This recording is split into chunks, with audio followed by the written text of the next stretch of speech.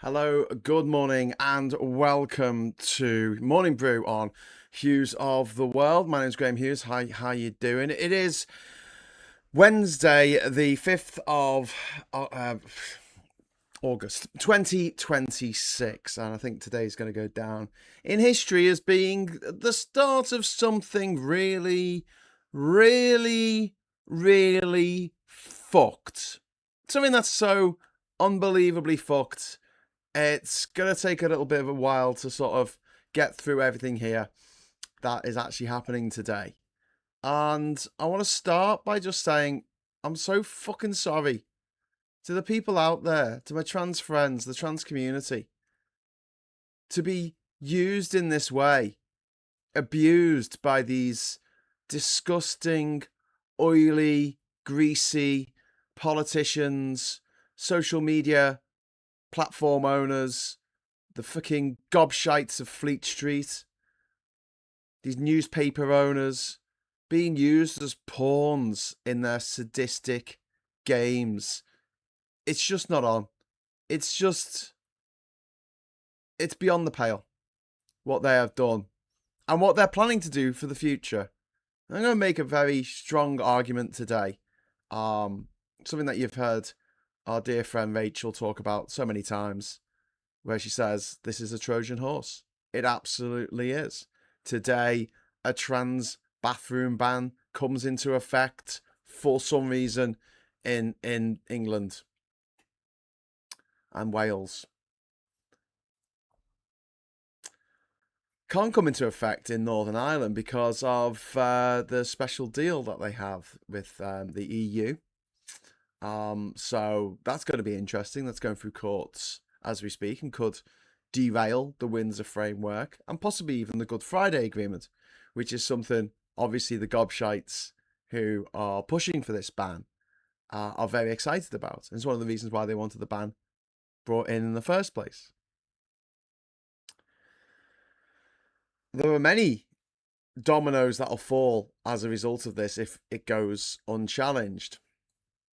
But I don't think the situation's hopeless. As a white, middle-aged, middle-class, cisgender man, I don't know if it's my place to be saying this, and I try not to peddle in false hope and copium and all that kind of thing. But I do think there are ways that we can push back against what the absolute scum at the higher echelons of our society are doing to us. And we'll get to them at the end. But before I get on with the show today, just want to make a big shout out to everyone there. I apologise profusely for being so late getting started. As some of you know, that I'm in Liverpool at the moment. My dad is suffering from dementia, and I come here quite often to come help look after him. And he's bedbound. He's been like this for 6 years now. Yeah, just the situation means that I can't necessarily start the show when I would like to. So sorry about that. Normal service will be resumed after the summer holidays. That's all I'm going to say. I'm not going to say next week. I'm going to say after the summer holidays. I'm going to try. Okay, so yeah, before I get on, just a big shout out to Simon, Andy, Townsend, Puninator, Reverend Kathy, James, Diz in the chat. Hello, Diz, SpongeBob, Death Star. We've got Sarah Davis. We've got Black Dot Dot. We have got who else have we got in there? Drainy. Hello, Drainy. How you doing? And Stevie Stuff. Hello. Thank you for joining us this morning on the chat. If you would like to join the chat, hit the subscribe button and wait for 1 minute, and you'll be able to add your voice to the chat. But I'm going to be really, really strict about this, and I know my mods are already going to be really strict about this. No transphobia. Okay, just no bigotry. Don't be a twat, or we'll mute you. You can continue watching. That's fine. I don't give a fuck. But you won't be able to write anything, engage in a debate in any way, because we're just not having it.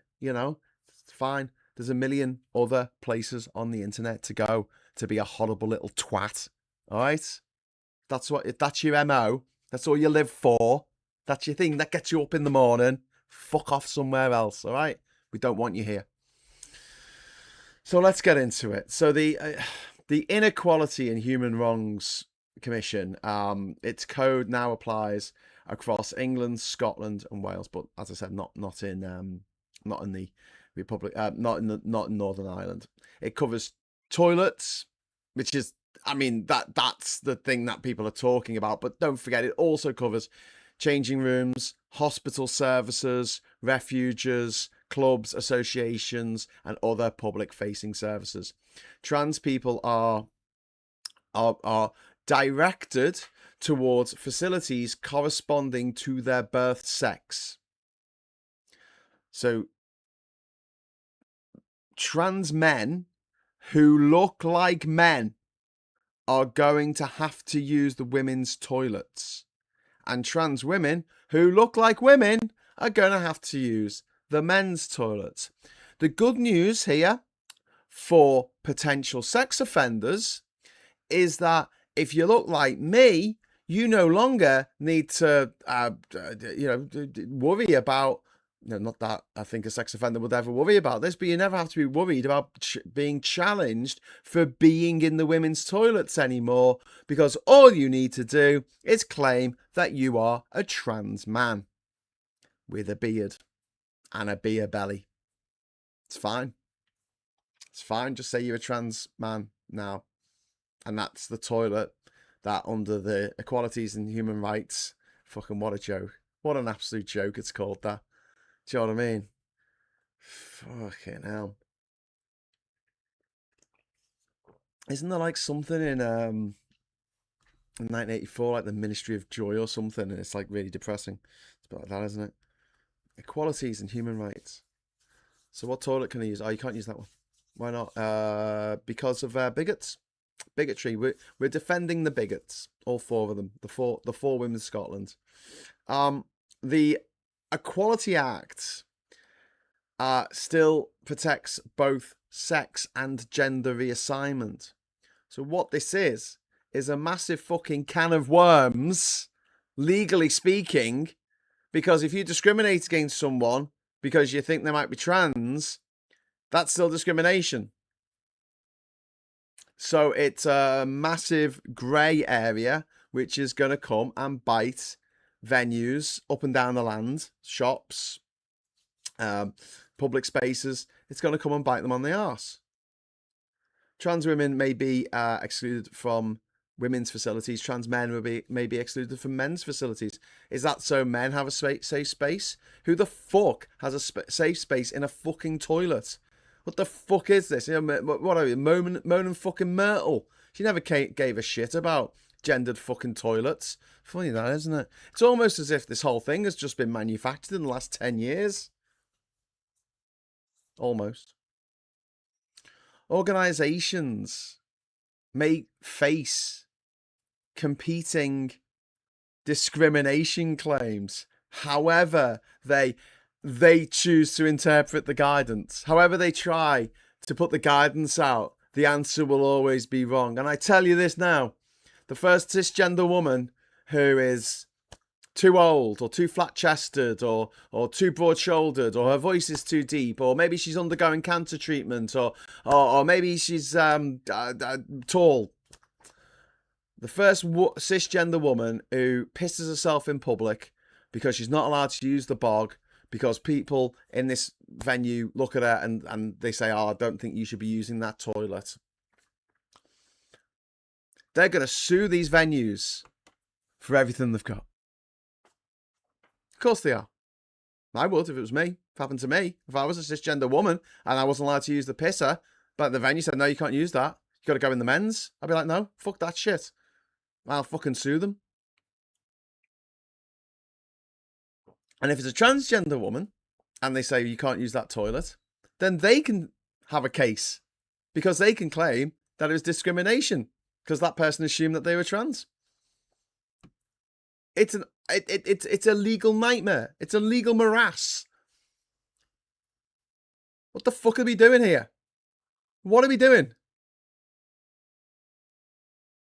The High Court has already established that organisations may lawfully include trans women in women's facilities. So the exclusion is not required in every setting. And the mealy-mouthed motherfucker from the High Court, J.K. Rowling's neighbour, some dog fucker, he just looked like the kind of person who fucks dogs for some reason. And he comes and he goes, this isn't a license to discriminate against trans people. This license that we've just given to discriminate against trans people, it's not a license to discriminate against trans people. Fucking dog-lighting fucking piece of shit. Dog lighting is something that people do. It's a bit like gaslighting, but it's done by people who fuck dogs. Meanwhile, 167 MPs, more than a quarter of all the MPs in Parliament, reported calling for the code to be, reportedly called for the code. No, they didn't reportedly. They did. They called for the code to be scrapped. Parliament did not debate it before it took effect. They didn't debate it. They just ignored it. They just ignored it and hoped it would go away. Over a quarter of the 650 MPs in Parliament, and over a quarter of them said, no, we shouldn't do this. This is fucking madness. And nearly so many of them were women, cisgender women, because there are no trans women in Parliament at all. There aren't any. They just don't exist. But apparently there's a trans lobby that's really powerful and does things, It's like when people talk about the Jewish lobby, it's the Jewish lobby doing things, Jewish lobby. I said, it's the Jewish lobby. I'm like, the Israeli lobby. And I'm like, if the Israeli lobby was that powerful, why doesn't it make people like them? Obviously not that fucking powerful. Anyway, so the central absurdity here is how the fuck in the crazy world of Arthur motherfucking Brown is anyone supposed to determine another person's biological sex from 10 meters away? Or even 1 meter away? A birth certificate's going to be inspected outside every toilet. And they're going to be bog trolls whose job it is to sit there outside the toilets and determine whether someone is good looking enough to go for a fucking piss. Whether they conform to the Western beauty standard enough to go and have a dump in a public loo.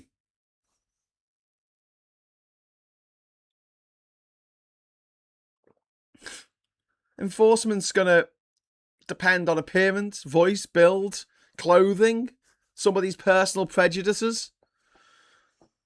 And that turns receptionists, security guards, bar staff and members of the public into these, amateur gender inspectors, these transvestigators, as they call themselves. Oh, time to transvestigate someone. Do you know who's been transvestigated in the last few years? J.K. Rowling, she's been transvestigated. Erica Kirk, she's been transvestigated. It's funny how these things blow up in women's faces when they, try and discriminate against an already discriminated against minority, a minority of a minority. There's a lot more L's and G's and B's in LGBT than there are T's. There just are. Statistically, out of those four things, you're more likely to be a T. You're least likely to be a T. But this is going to turn what? Receptionists, security guards, bar staff, members of the public into these amateur fucking gender inspectors. What the fuck? Masculine looking women and possibly feminine looking men will inevitably be challenged. Older women, lesbians, women with facial hair, women undergoing undergoing cancer treatment for cervical cancer, for breast cancer, women with hormonal conditions, women going through the menopause. Anyone? Obvious targets. And black women, historically subject to racist ideas about femininity. And they're particularly vulnerable to this aggressive gender policing. Gender policing that I do believe is going to come and bite a lot of the women who have pushed for this on the arse, because a lot of the women who push for this are as clocky as fuck. Let's face it, they're fucking minging. Like, seriously, someone's going to challenge them. I would. If it was my job outside the toilet to just be a complete not a cunt and just sit there going, "I think you guys should let you in. I've got a clipboard. I'm not going to let you in. You don't conform. You don't conform."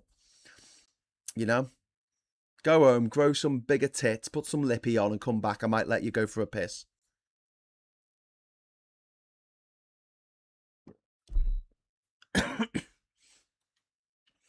No, disabled people, fucking hell. It's already difficult enough being disabled in this world that is so fucking ableist, it's painful. And they might find facilities inaccessible now. Or they may be separated from their carers of another sex. A rule that is supposed to be defending women actively encourages strangers to inspect and publicly judge women's bodies in the public space, in the public arena. I couldn't think of anything more both cruel and sadistic that we could do to ourselves. This is like Brexit. It's cruel and sadistic and it's stupid. Just fucking stupid. I think it's the stupidity of it that burns the hardest, that hurts. Genuinely hurts. How fucking stupid is anyone to have fallen for this fucking stuff? And the silence. Friends, who's talking about this? Is James O'Brien going to have a call in about it on his show today? I don't know. I hope he does. I'm not going to hold my breath. Viper Scott, thank you so much for the £5 super chat. I stand with the trans community and hugs to all this affects folks. This is an excellent community. Hugs that need them this morning. Oh, that's lovely, mate. Thank you so much. And thank you for the super chat. That's really kind of you, mate. And yeah, I second that. Hugs to everyone in the trans community watching this. Dragar says, I think for the most part, the vast majority of the public will ignore this for the nonsense it is. The problem is a small number of bigots who will use this as a weapon to hurt people. Yes. Yeah. People will kill themselves. People will kill themselves as a direct result of this guidance.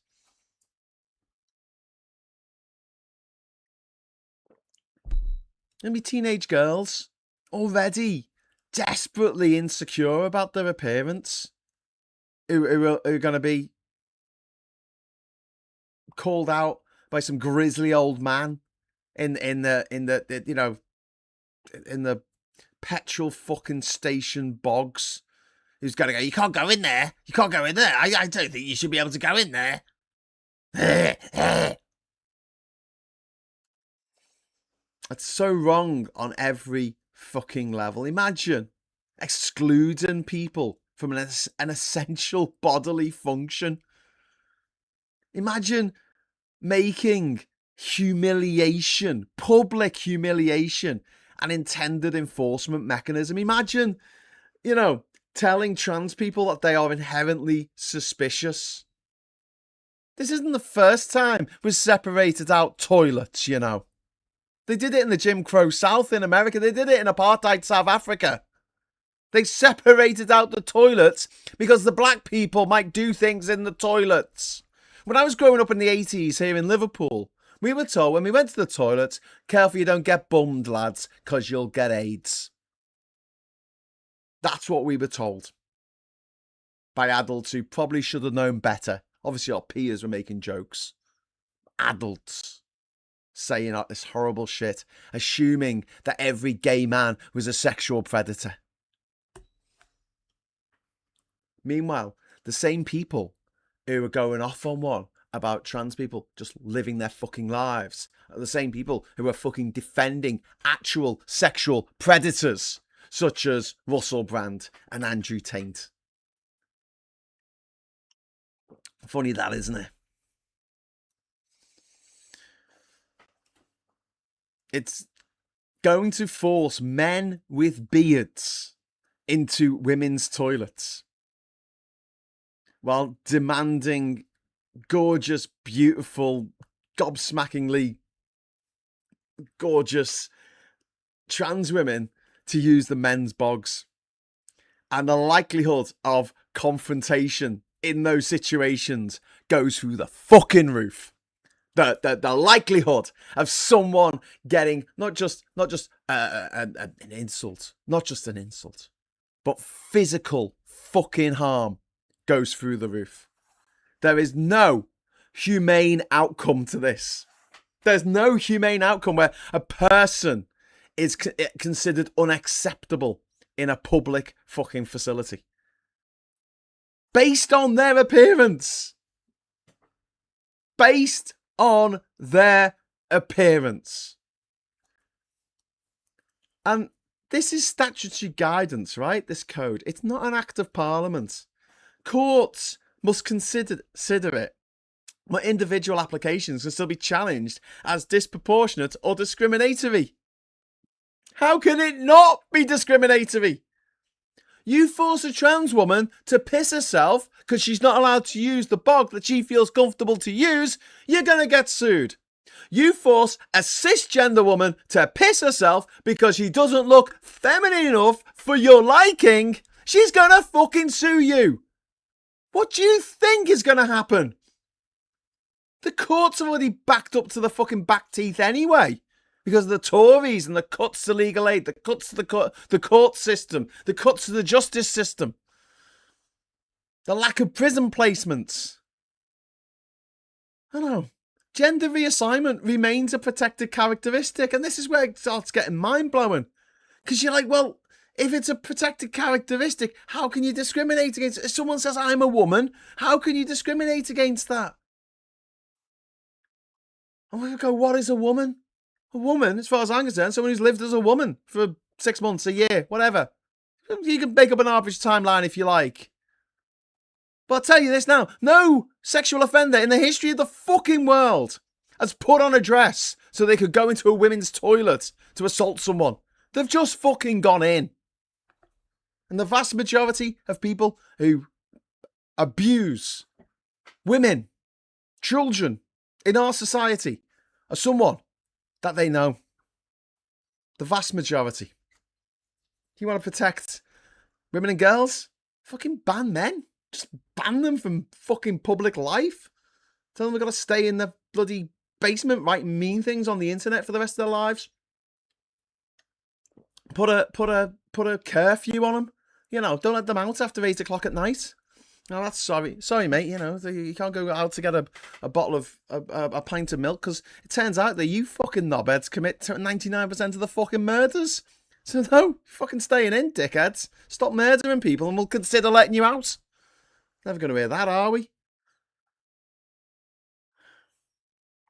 Organisations cannot unilaterally declare that trans people have no rights, but trans gender neutral alternatives are meaningless where no suitable alternative exists. Well, there's a lot of places where there is no suitable alternative. And every refusal creates questions about evidence, proportionality, dignity, reasonable access. That, yeah, there are disabled toilets. But a lot of disabled toilets, you need a fucking key to get into them. And you know what this smacks of? The same fucking mindset of ableism that fucks me off so much that people do not understand that a lot of disabilities are not immediately apparent. And we police disability on what we see. We don't fucking know. We don't know. And then you've got these bastards who make their money by doing jokes and shit about how trans people aren't actually trans people, that they're just men in wigs, that disabled people are just pretending. You know, the Little Britain skit, they're just pretending to be disabled for the attention, you know, because they're actually just lazy and fat and useless people. They're just lying to you, you know. Saz, thank you very much for the £5 super chat. That is so kind of you. That is incredibly kind of you. I stand with our trans too. Oh, trans pride flags there. I blame Donald Orange Duck, says Free Wales. Yeah, he's one of the. He is absolutely part of this. He rode on a wave of transphobia into the fucking White House in the first place. He actually talked about how no one was talking about transphobia until he came along and pointed out that transphobia would be a good little thing for the right wing to get on. You know, I didn't think he came up with it. And he's certainly happy to take the credit for this, you know, for this horrific bigotry, for this discrimination. You know, every refusal from now on of a person to use the toilet that they're trying to use creates questions about evidence, proportionality, dignity, reasonable access. We're going to see judicial reviews. We're going to see claims under the Equality Act. We're going to see eventual changes to human rights law, I guess, eroding them away for everybody. And don't forget, the Equality and Human Rights Commission's own previous interim position was withdrawn after criticism it could effectively exclude trans people from public life. Because that was the intent. Because the people who run this fucking organisation are in it, right? They're all fucking transphobes. They're all massive fucking transphobes. Funded by fucking transphobes. And then, you know, the organisations are now going to have to audit their toilets, their changing rooms, their wards, the refuges, the membership rules, staff policies. Buildings that don't have neutral facilities may require expensive alterations. And also, going back to the disabled people point, there's only one disabled toilet in most buildings that have a disabled toilet. There's only one, isn't there? Right? In most cafes, restaurants, bars, whatever, there's just one disabled toilet. And if people are being forced to use that toilet when they're not disabled, what does it mean? It means there's a fucking massive queue for the disabled toilet. More people using the disabled toilet. So a person in a wheelchair is having to wait. Or someone who's not in a wheelchair, who's on crutches and is in a lot of pain and could do with sitting the fuck down, but is having to stand in a fucking queue in absolute agony on their legs. We're doing that to people. We're doing that to disabled people. By saying, oh, well, it's all right, you just use the disabled toilets, without a thought for the people who have to use those toilets, you know, normally. It's all right, we'll just use it. I mean, I just want to rip this fucking guidance apart at the seams. It is just so disgusting, disgraceful, and above everything, my moral objection, the financial problems, the legal problems, everything else, it's just so fucking stupid. It's like the thickest, pig shittest thing you could possibly imagine us doing right now. I thought Brexit was the fucking stupidest thing we'll do as a country, but oh no, hold our beer. Look what we've got here. We're gonna have the fucking bog trolls. Yeah, we're gonna put the bog trolls in charge. You give people a job. You can just hang around outside the toilet and decide whether someone's good enough to go for a piss.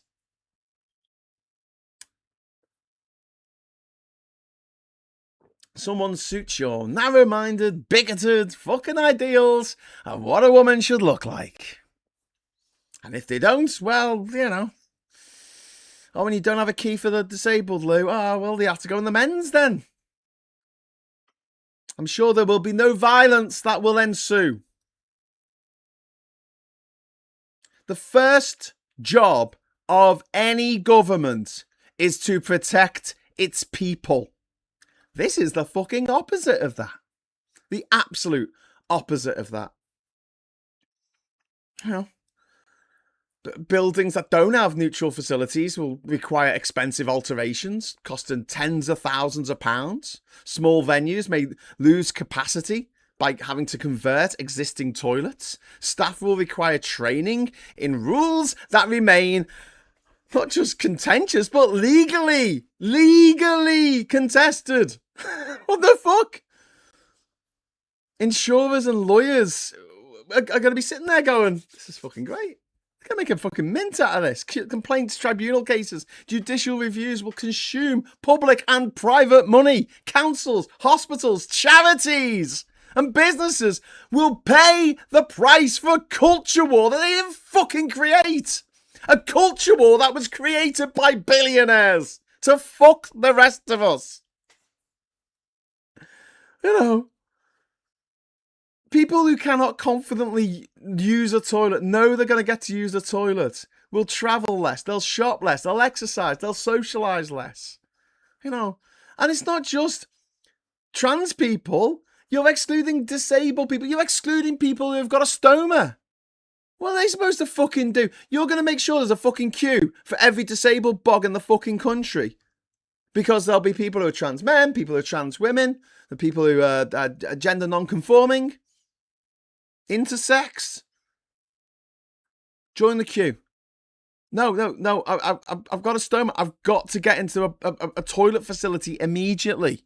No. You're going to have to wait for these people who don't actually need a disabled toilet, don't actually need the pull cord to raise for help, don't actually need the big space to put your wheelchair in, don't actually need the things to hold. Just need a cubicle. Just need a cubicle to go for a piss.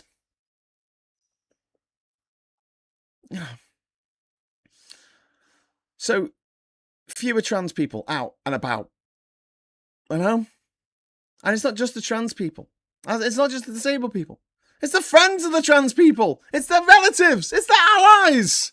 Like, if you knew a venue had told a trans woman that she had to leave the toilet, what are they going to do? They're going to bang on the cubicle door and then scream at her that she shouldn't be pissing? I mean, what do they kick the door down? Do they pick her up while she's still pissing and march her out of the toilets? What the fuck? With a cax around her ankles? What the fuck what is the plan here? You know?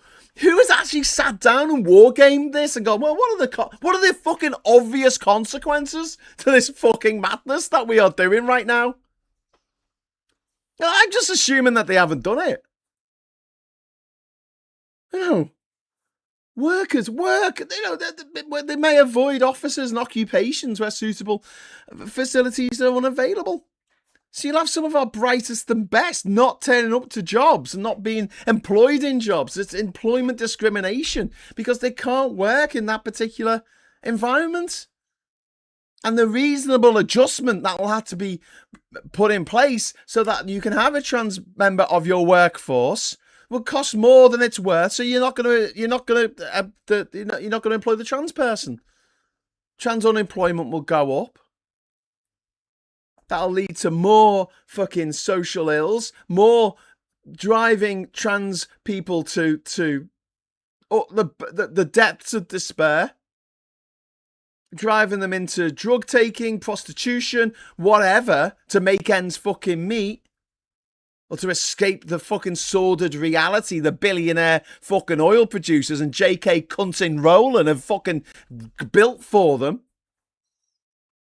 These sad, lonely bastards who are just, you know, they've got them fucking millionaires, billionaires, you know, and they're there at 3 o'clock in the morning, hunched shoulders. I don't like trans people.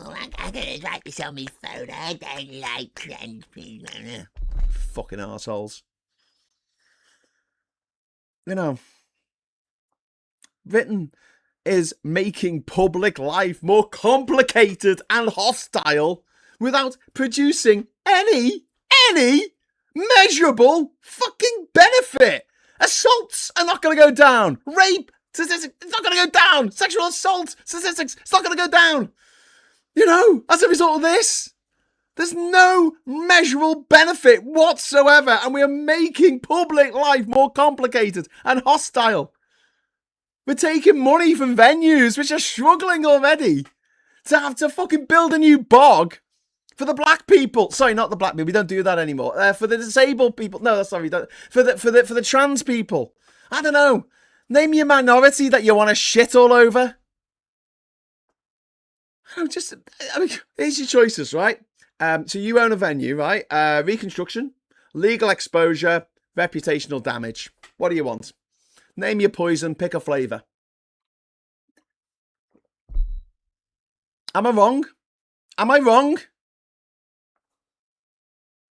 Okay, the practical solution. And this is what every fucking venue who's actually paying attention is going to do, right? They're going to take the men's sign and the women's signs off the toilets. That's it. No more boys and girls. No more cocks and hens. No more. I don't know. They sometimes go to a place and they have a funny term, don't they, on the cover of on the door, say which is men's, which is women's, right? Okay, right. They're going to get rid of that, and you're going to label facilities by what they contain: cubicles and urinals. That's it. That was worth it, wasn't it? So, I think I've got this straight. We're bringing in guidance. Nope, don't interrupt me. We're bringing in guidance, right? Because you're upset that you think men are using the women's bogs. And that upsets you so much, you made a big thing about it. You spent millions and millions of pounds of your own money making sure what you perceive to be men are not using the women's bogs. And as a direct result of you doing that, it means that every women's bog in the country will be redesignated a unisex bog and will have fucking men in it. More men than it would have had if you just left things as they fucking were and allowed trans women to use the fucking toilet that they've used for the last 50 fucking years. How fucking stupid are these people? This is the thing though, isn't it? Transphobia is the Trojan horse. It begins with a tiny, politically isolated minority. The public is assured that the measure is narrow, it's laser focused, it's exceptional, you know? It's purely about safety and practicality and common sense. But once the exclusion is accepted, the machinery can be applied to other protected groups. There are knock-on effects, as I've already discussed. The real precedent is that equality rights become conditional when a sufficiently loud campaign declares a minority a possible threat. And whether that is black people, whether that is Muslims, whether that is Jews, whether that is Catholics, whether that is any group in society, you say that these people are inherently a threat. And everything fucking unravels from that. The Equalities and Human Rights Commission's code covers all 9 protected characteristics, including sex, disability, race, sexual orientation, and it weakens confidence that these in the equality framework, right? And if you do that, if you weaken the confidence in this framework, in this idea of equality, you're never going to contain it to one group. You can't do that. It just doesn't happen. There's always knock-on effects. The same organisations attacking trans people now, they campaigned against the wider concept of LGBT equality. They talked about protecting children. We had Section 28 when I was a kid, used against gay teachers, gay parents who wanted to adopt, gay age-appropriate discussions of homosexuality. We weren't allowed to talk about it in school. We weren't allowed to talk about it with our teachers. When we were teenagers and we were developing our sexual awakening, whatever you want to call it, and we weren't allowed to discuss the fact that we found men attractive. We weren't allowed to talk about it. Don't say gay. Pray the gay away. Once institutions accept that LGBT identities are dangerous to children, the distinction between trans and gay people will not hold. Gender non-conforming lesbians and gay men will be caught out by this appearance-based enforcement almost immediately. A butch lesbian in a toilet will not be protected by insisting she's not transgender. How do you prove it? How do you prove it? Because they're talking about birth sex. How do you prove that? Is everyone supposed to walk around with their fucking birth certificate? Well, if you've got a gender recognition certificate, it changes your fucking birth certificate. So you've got this. But it's not what's on your birth certificate. It's your recognised gender at birth, which is different from what's on your birth certificate if you got a fucking gender recognition certificate.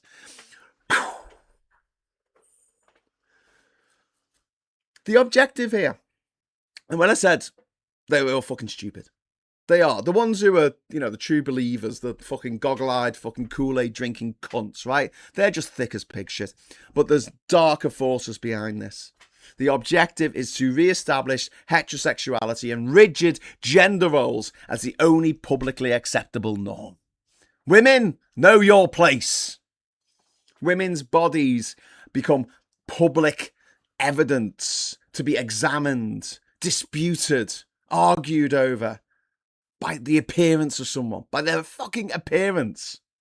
Femininity reduced to someone else's assessment of their breasts, their hair, their height, their face, their voice, their clothing. And women who fail in that assessment will have to prove their entitlement to exist in public. That to prove that they are allowed to exist in public every time they want to go for a piss, every time they need to go into the hospital, see the doctor. It particularly threatens, as I've said, lesbians, butch lesbians, older women, gone through menopause, women with disabilities, women with mastectomies who've gone through cancer treatment, and women whose appearances doesn't conform. What do you do? Do you cover your tattoos? Is it time to cover your tattoos? Is that it? Because women don't get tattoos, Women having tattoos 20 years ago is a bit weird. Most women didn't have tattoos 20 years ago. Now everyone's got tattoos. You have to cover them up. This is not an expansion of women's freedom. It's permission to police women's outward appearances more aggressively than has been permitted for decades. In public! In public! The equality law requires individual assessment, adjustments, proportionality. And it's not just gay rights that are going to be affected by this. There's disabled rights, Disabled people are especially dependent on accessible facilities and carers, public services. And once a reasonable adjustment is portrayed as an unfair advantage, disabled rights become the obvious next target. And they will do this. Don't forget, both the Tories and the refuckers want us to leave the European Convention on Human Rights so we can leave it, and then you can discriminate against someone who's disabled. You can sack them because it costs more to have someone who is disabled work for you than it does because reasonable adjustment costs some money. Not much in most cases, but they do cost a little bit more than having someone who's a straight, cisgendered, male, non-disabled. And this is the future that they're building towards. Leaving the ECHR as the new Brexit and this repeal of trans rights, this war on trans people is a Trojan horse to get us out of the European Convention on Human Rights. A disabled woman with a male carer should not have to choose between assistance and access to a loo,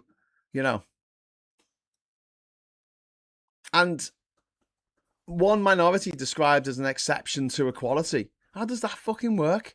You either have equality or you don't. You can't go everyone's equal except for that lot over there.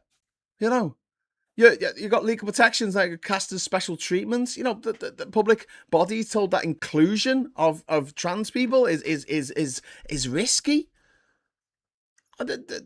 This will lead to businesses excluding people defensively because they don't want the lawsuits. Never mind not being able to go to the toilet in a particular cafe. Maybe the cafe owner will turn you away at the door if you don't look feminine enough for his liking.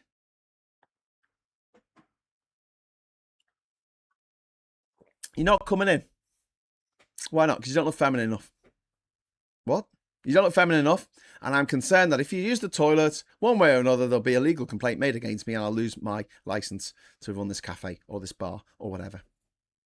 I'll lose my livelihood as a result of letting this person who doesn't look absolutely 100% nailed on feminine, the Western beauty standard feminism. Completely arbitrary, by the way. Completely fucking arbitrary. There are some incredible looking people out there who other people think are minging, and there are some absolute fucking mingers out there, and I'm like, and other people are like, oh, he's gorgeous, oh, she's gorgeous. I'm like, really? Okay. Are we looking at the same person here? Because it's so fucking subjective. It's so subjective. Yeah, god damn, having an interesting looking face these days. But yeah, these rights that exist on paper, trans rights apparently exist still, according to the dickhead high fucking judge.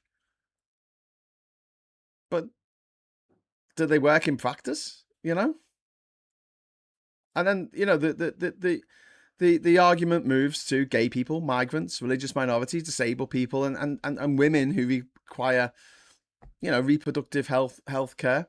And the common thread is not biology; it's hierarchy.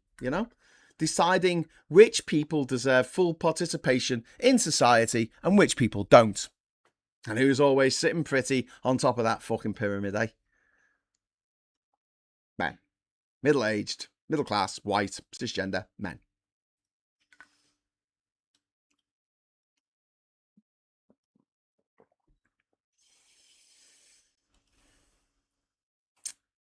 This is fucking crazy. And then I'll say this again, right? There was an American organization which examined 45 organizations involved in anti-trans campaigning in America. It reported that fossil fuel financial connections were involved in 80% of those organizations. I'll say that again. It reported fossil fuel financial connections involved 80% of those organizations were involved in 80%. 80%. That is a substantial overlap between climate destruction, obstructionism, climate change, climate obstructionism, networks, and anti-LGBT politics. They divide and conquer. People fight over marginalized minorities rather than, concentrated wealth, corporate power, environmental destruction on a scale never seen since the fucking meteor that took out the asteroid that took out the dinosaurs. And anti-trans politics reinforce hierarchy, authoritarianism, paternalism, the resistance to social change, patriarchy, values that also serve industries that oppose climate action. I'm not saying that every toilet argument was secretly invented in a I don't know, fucking oil company boardroom, but I'm not saying that either. Manufactured hate. And millions of people have been suckered into this and have made it their identity now.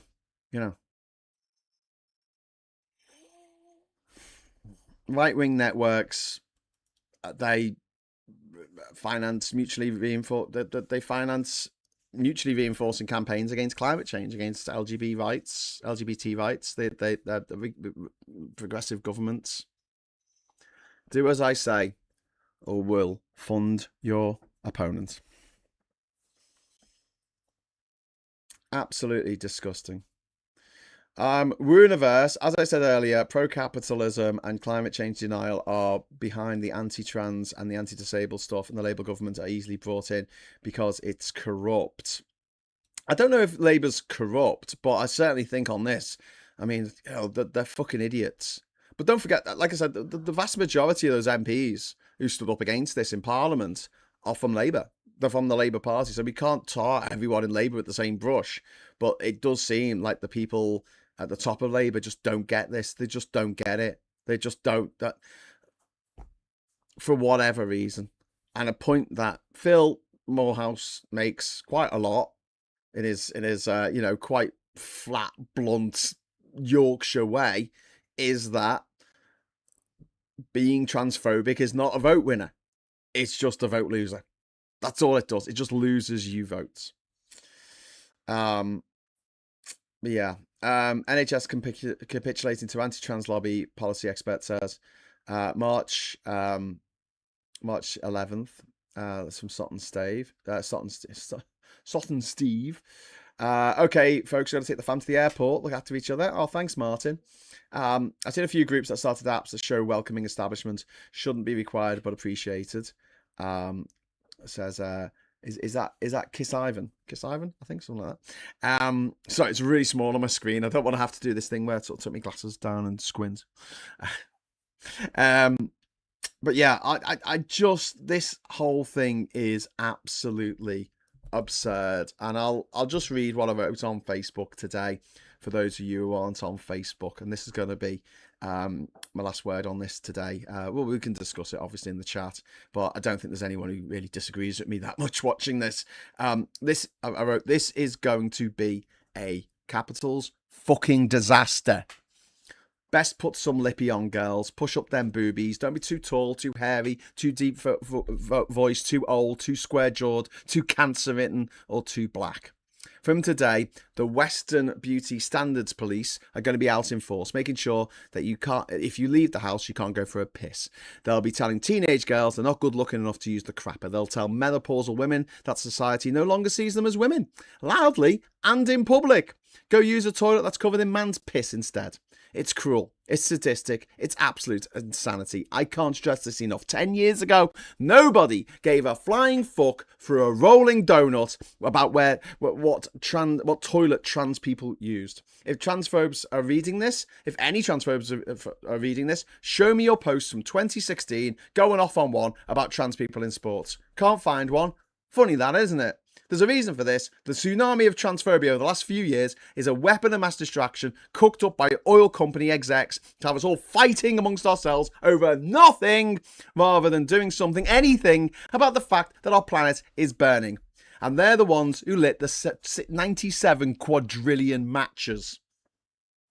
Don't believe me? 80% of transphobic groups in America get funding from oil companies. You're being played like a cheap fiddle. And then I have top tips for urinals.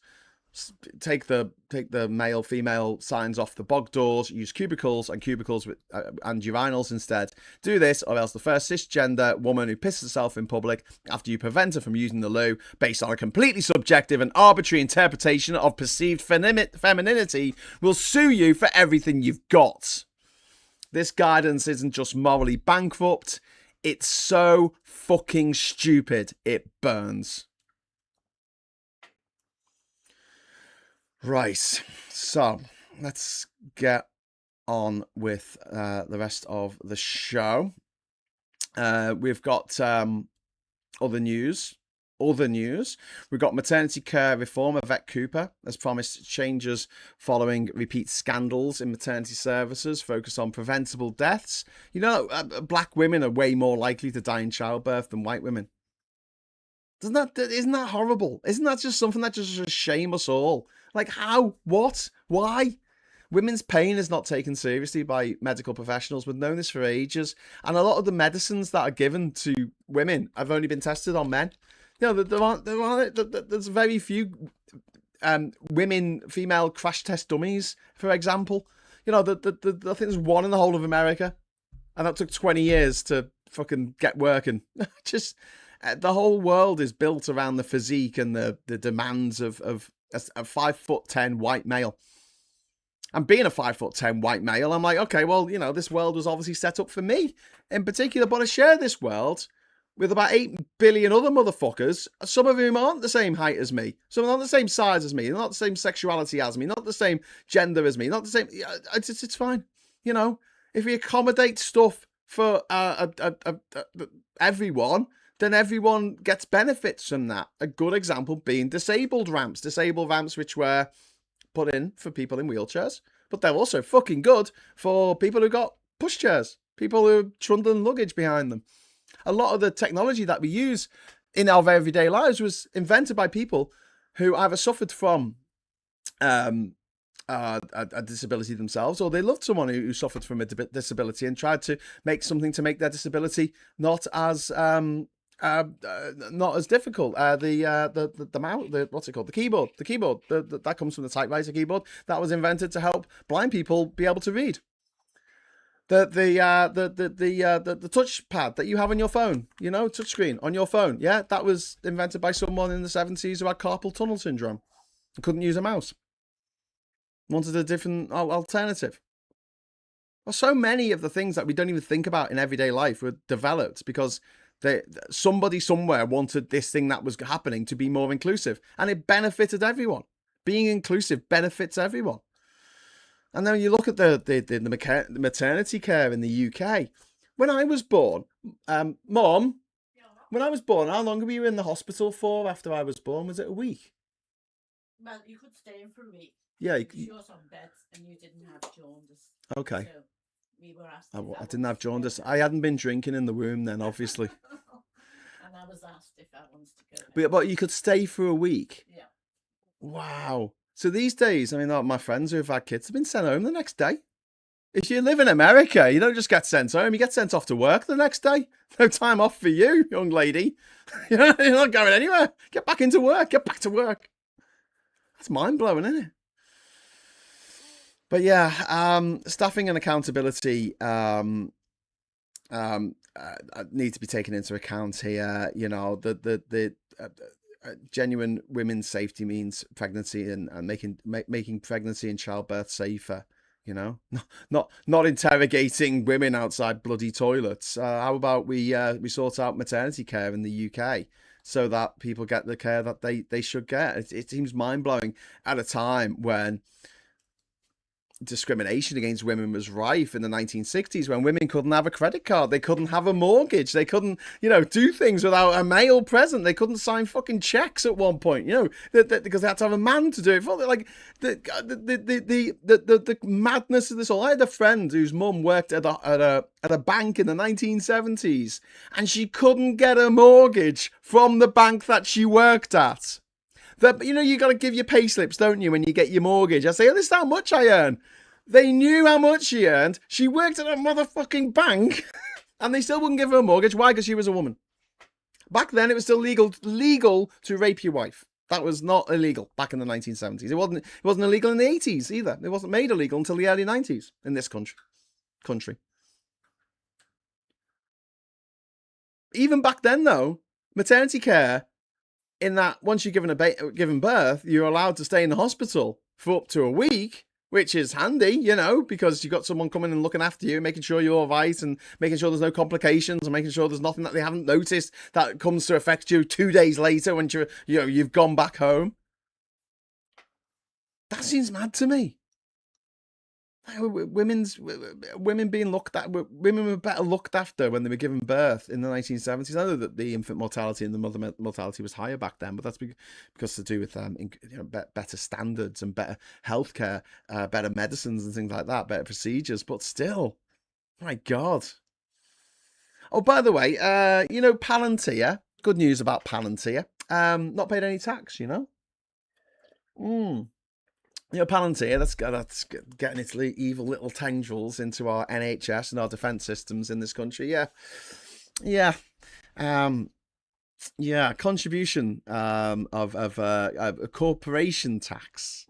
It's looking like it doesn't really pay what it should be paying. Does this come as a surprise to anyone who knows that Starbucks pay fuck all in tax because they simply make it so that the use of their trademarked copyrighted logo on all of their cups and cafes around the country is based, the company that owns that is a subsidiary of Starbucks that's based in Bermuda, where there is no corporation tax, and whatever money Starbucks makes at the end of the year if Starbucks makes £500 million in the UK, you'll never guess, not in a million years, you'll never guess how much it costs to use that particular logo for that year. It was £500 million. Look at that. So let's just do some calculations here. 500 million minus 500 million equals 0. Oh, we made 0 profits. We didn't make any profits at all. Yeah. But yeah, the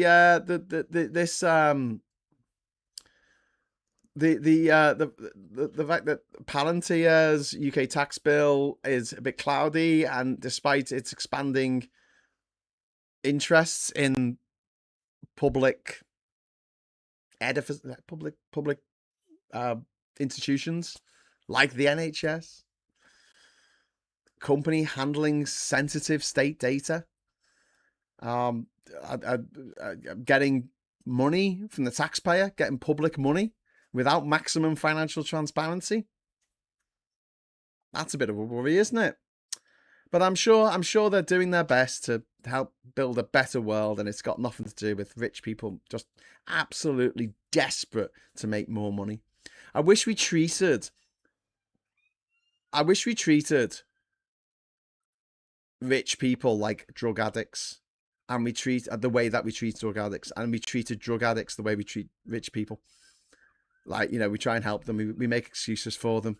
Got a whole bunch of stands on the internet going, oh no, I love this person who's rich, please give me money. So it's like being polite to AI in the hope that when the robot uprising happens, the AI will say, he was always polite to me. He used to say please at the end of his requests. Witchy Wisdom says now they're looking at closing maternity units in North Devon, so a 50-minute drive to give birth. Oh god, that's so dangerous. Brunover says, no shit, capitalists don't pay tax. Colour me shocked. Glad to hear, Scott. It's a shame. What was that about? I can't see where Scott is. Where's Scotty? Where's Scotty? I can't see you, Scott. Glad to hear, Scott. It's a shame. Yeah, I'm all right. My mind's feeling sharp, and the sadness is passing. Just need to sort a few medical things out, and I'm golden. So, I hope you're good. Hope you're good, Liam. And Ren, if you're watching, I hope you're all right as well. Stay safe. We've also seen that the Charity Commission, is a story here, is examining donations connected to activity in illegal Israeli settlements in the West Bank. It's a charitable purpose, political activity, destination of funds, trustee oversight. Settlements in the West Bank are regarded as illegal under international law by most of the international community. Basically everyone but Israel and maybe Argentina. I don't know. Yeah, this is not good. This is not good. The Charity Commission has an investigation going into donations connected to these, which have gone to Israeli settlers. Meanwhile, there's been some failings in Britain's electronic monitoring system. It's failing to provide the reliability expected of it. This isn't good. Tags used for defendants, released prisoners and people subject to immigration controls. Failures include missing data, equipment problems, and delayed responses. And the system can't replace a properly staffed probation, policing, and rehabilitation sector of our society, which has been violently understaffed for years now. Some might argue decades.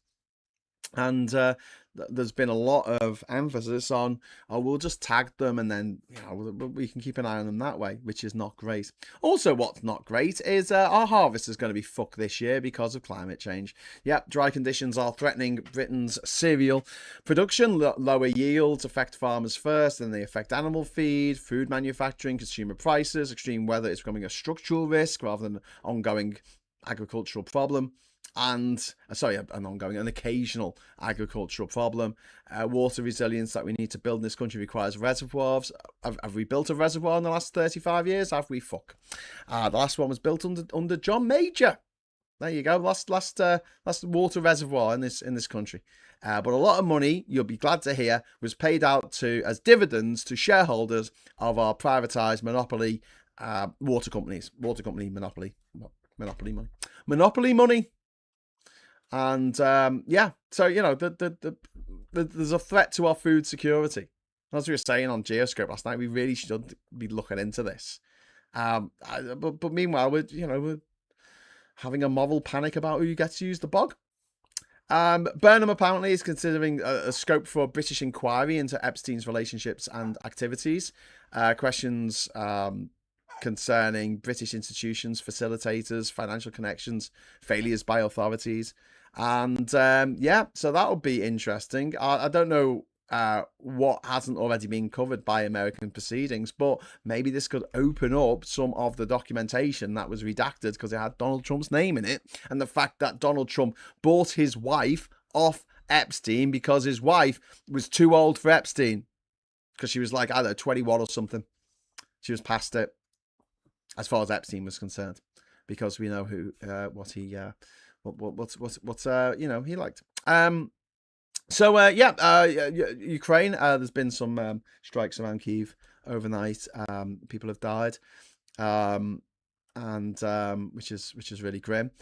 Meanwhile, as I mentioned last night, as we talked about last night on the Geoscope show, Jordan is warning that Israeli action is threatening the status of the Al-Aqsa Mosque, which sits on top of Temple Mount, which is the ruins of the great temple in Jerusalem, and it's one of the holiest places in Islam. It's the third holiest place. It's the place where Muhammad is said to have ascended to heaven, and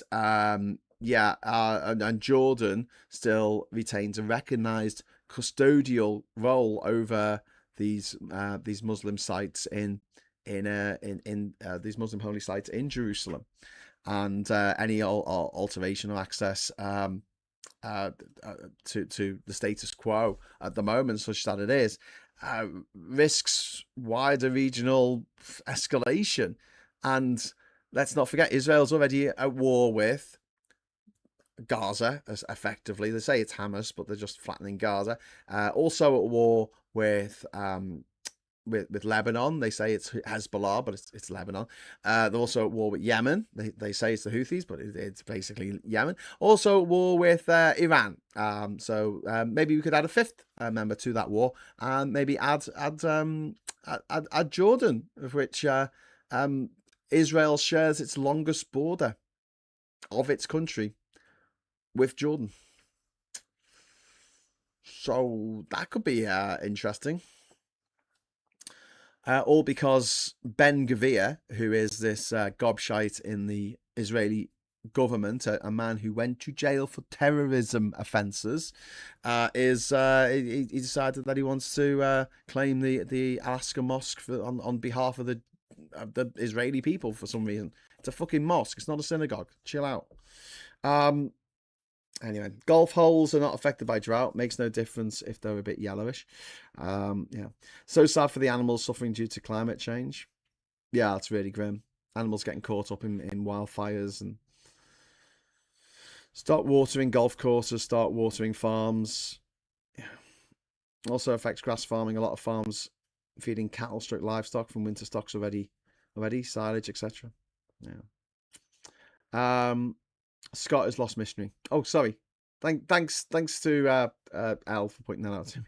A client of ours going on about how he loved Poland, come migrant, and Islam free. What the fuck? They exist amongst us. I just, meanwhile, in Ceuta, over the Mediterranean, the other pillar of Hercules, along with Gibraltar. The deaths in the mass crossing earlier this week are being incorporated into Europe's anti-migration politics. Migrant deaths are repeatedly treated as deterrent messaging rather than preventable human tragedies, which is what it was. And obviously Trump and all his mates have capitalized on this. And these people were organized. Like someone I don't think the people themselves were particularly organised, but someone organised that mass invasion of 75,000 people into this Spanish enclave in North Africa, surrounded by Morocco. Someone facilitated that, and nearly all of them have gone back. Nearly all of them have gone back. But no one hears that. No one hears that. Anyway. Sorry, not changed, convicted. One of the terrorists that spoke at the Supreme Court was put in charge of a kids' hostel since then she's been charged with child abuse. Sorry, not charged, convicted. Oh my God. Oh my God. Does it surprise anyone though? Does it surprise you? It doesn't surprise me. It's just the way. It's just the way, you know, these bigots are horrible people. They're horrible people who do horrible things. And think they can get away with it. Think that it doesn't matter that they do horrible things. They think they've got some kind of God-given right to do horrible things to people. And it's disgraceful. It's an absolute fucking disgrace.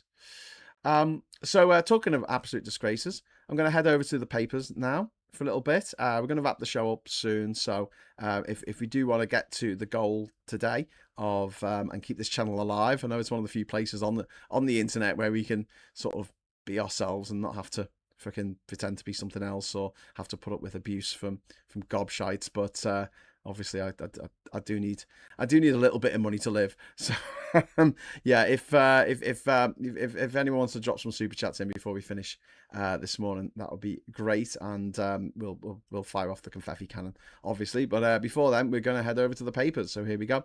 We've got the love life that drove Nicole Kidman away from A-listers, she says. We've got what it's like to live inside a tourist attraction from some Tower of London person. Kemi the copper. There's Kemi Badenoch there pretending to be a copper. She joined a police drugs raid in Surrey yesterday and promised the Tories would recruit 10,000 extra officers. She said that police were being let down by a system that allows criminals to get away with it. Oh, that's interesting. Oh, do you know what? I'm not on the screen. Hello, everyone. Why have I disappeared? I don't know why I've disappeared. Hang on a sec. I will make myself come back. I will re-emerge. I hope. Dun, dun, dun. There we go. Oh, fuck. Fuck a duck. Fuck a duck. I don't know why this isn't working. Oh, there you go. There's a OBS virtual camera there. Okay. Just one moment, my friends, ladies and gentlemen. I will just do something here that should allow me to. Oh, Jesus! No, fuck that up. Right. Okay. Bum, bum, bum, bum, bum. Okay. Right, we'll go back to the papers now. Sorry about that, everyone. There I am. Hello, me. Hello, me. What did the cheese say to itself in the mirror? Hello, me. I love that joke. Oh, do you know what? I'd already done this. I've already done this. So it's fine. Look. Oh, I've kind of messed it up now. It's not the right size. Oh, okay. Oh, I don't know why things have to be so difficult. Right. There you go. That almost looks right, doesn't it? Almost. Please just stop looking wrong. Right. Now, where was I? Kemi Badenoch. Right. Sorry about that. Sorry, Kemi. She's pretending to be a copper.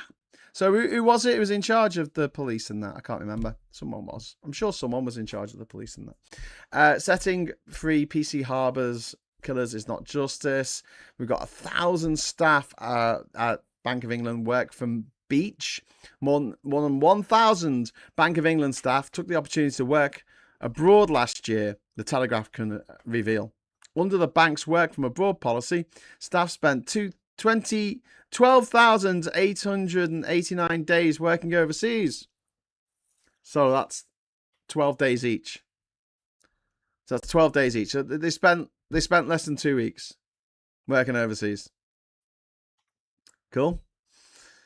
So they worked and did their job, and obviously did their job good enough that they didn't get sacked. Alzheimer's drug could save families thousands. Breakthrough Alzheimer's drugs could save families thousands of pounds by delaying progress of the disease. Train drivers travelled free with ticket fraud. Europe faces charges to reopen Hamas. Infantino embroiled in blackmail row. And then we have the fail here, the Daily Fail. 9,300 domestic abusers set to be released. Are these domestic abusers that work for the Daily Mail by any chance? And the summer plague of flies. What's causing it? Well, climate change, innit, dickheads that you don't believe in. Then we've got, should you wear flip-flops at the office? No, you should never wear flip-flops, full stop. Flip-flops can flip the fluck off, right? Don't wear them. Why I No Longer Go Topless by Carol Midgley. I don't give a fuck. Not again. What wife thought of Burnham's third shot at number 10. We've got borrowing splurge in bid to boost economy. Ministers to exploit change in fiscal rules. Ministers are drawing plans to boost economic growth by exploiting the fiscal rules to raise government borrowing and spend money on infrastructure, housing, and support for businesses. Right. Nobody does it better than MI6, admits French spies. And Caroline Savage, 73, died after increasing the dose of Majuro weight loss drug that she'd been taking for about 4 months. So obviously, no effects without side effects, kids. Try not to die. And then we've got Beckham Insta-feud. I don't know what that means. Grieving families relief. 40 knives a day off our streets. Hughes response to our Blade amnesty appeals. Parents say everyone is a life saved. I hope that's true. And then we will return. We will return to our main page. We've got the I newspaper here. Private firms may face ban on profiteering to make care homes cheaper. Ministers could impose profit caps on private social care providers in a bid to keep costs down as Andy Burnham prepares to tackle decades-long crisis. And talking of crisis, Infantino calls FIFA crisis meeting.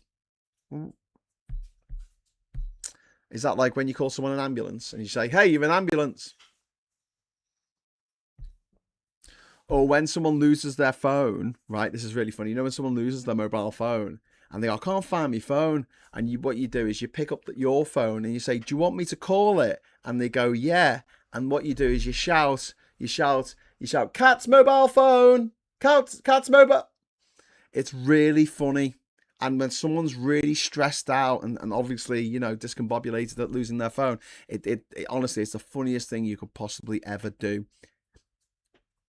Anyway, moving on. We've got canal boat holidays at risk due to drought, because not enough water in the canals. How British farmers are unwittingly funding Putin's war machine. Oh dear.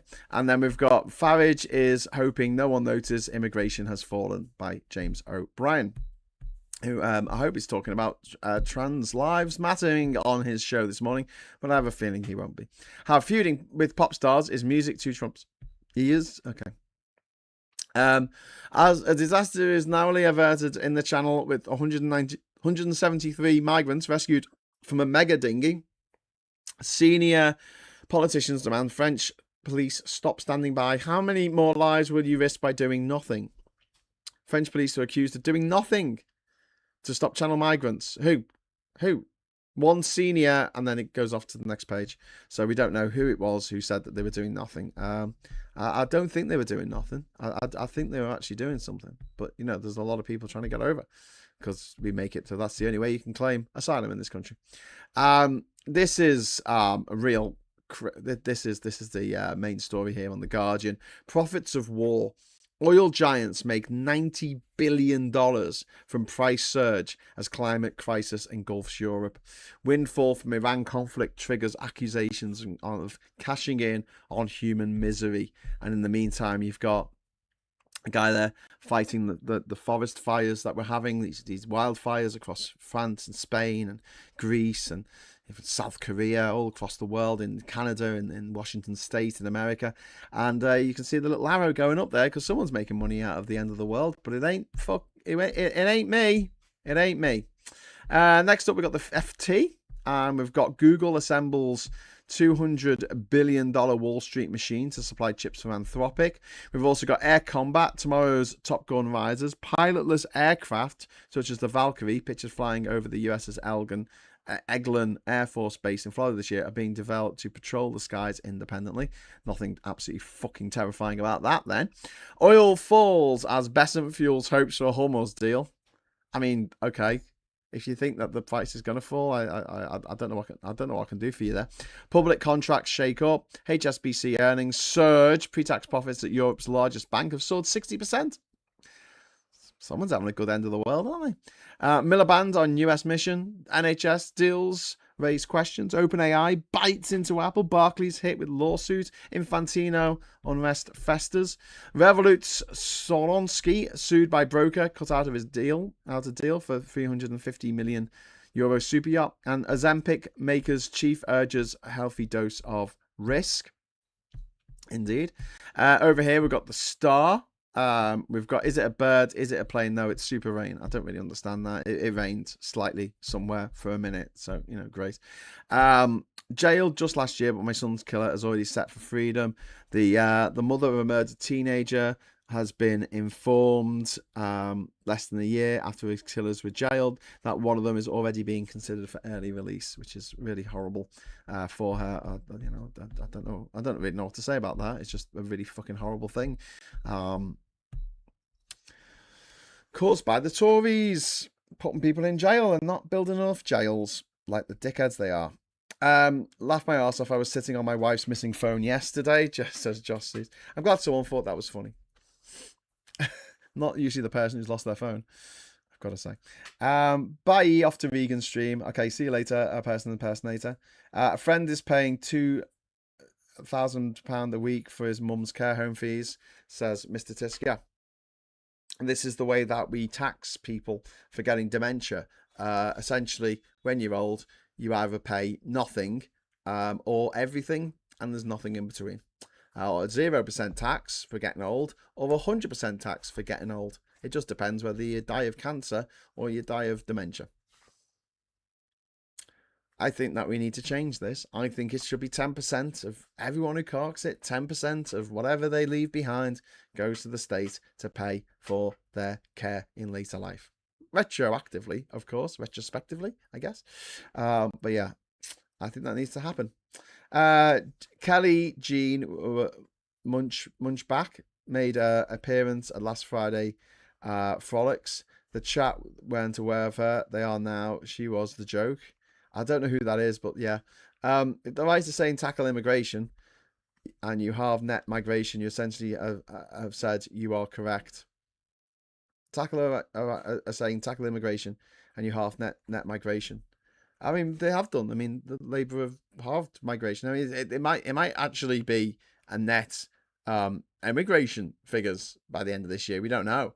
But I mean, people coming from other countries has declined substantially, and the government's got the power to do that because it's the government that issues the visas, and it decides to issue fewer visas. Then we get fewer people coming from other countries because they can't get in. Just can't get on the plane without the fucking visa. Clearly. But there you go. Okay, well, I think we'll leave it at that then. I think everyone's fucked off to watch something else. So thank you very much for joining me this morning. And it won't be the last time I'll go off on one about trans rights. But I'm very sorry. I'm very sorry to my trans friends who are having to put up with this shit, who are at the cold face of this new horrific discrimination.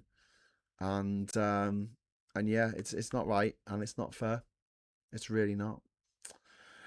Anyway, I might do a rabbit hole later. I don't know. So please do us a favor. If you're still watching this, hello, thanks for still watching. Just hit the subscribe button.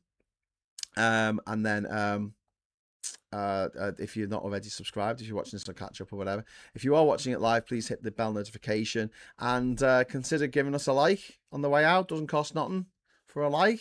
And yeah, I might do a rabbit hole tonight. I'm not going to guarantee that, but if I am going to do it, you'll get a buzz in your pocket to let you know.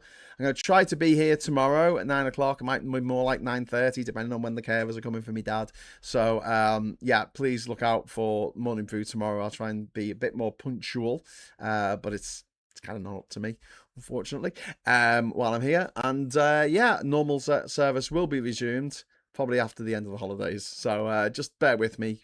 if you don't mind, for the next few weeks. And take care of yourselves and each other. And until next time, I'll say thanks for watching. Hello, good evening, welcome, and goodbye.